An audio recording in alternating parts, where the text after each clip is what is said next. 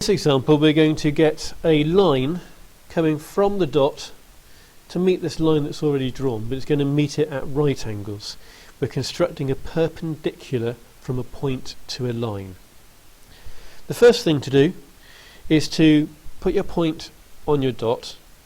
Make sure your pencil comes down at least below the line, further down than the line, and draw a curve. So there we go. I've drawn a curve there with my pair of compasses. My point was on the dot and I've drawn that line around.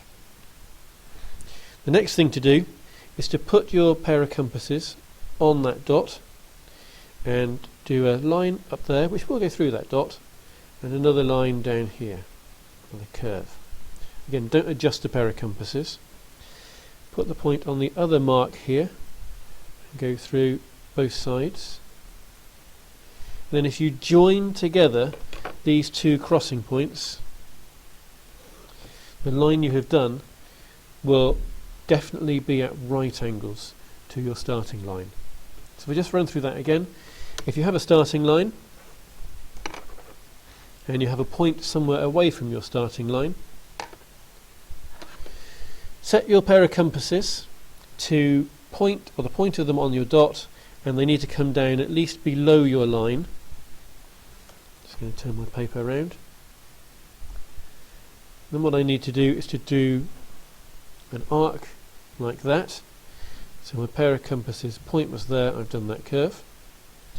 Then where these meet, an arc above, oops, sorry, my compass has jumped then, an arc above and an arc below,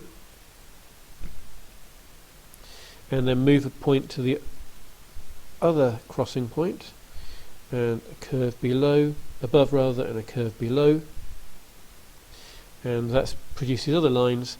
And if I now join those lines together, that is definitely a right angle.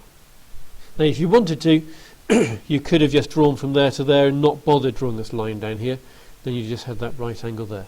Sometimes it's useful to carry on and get the line going all the way through.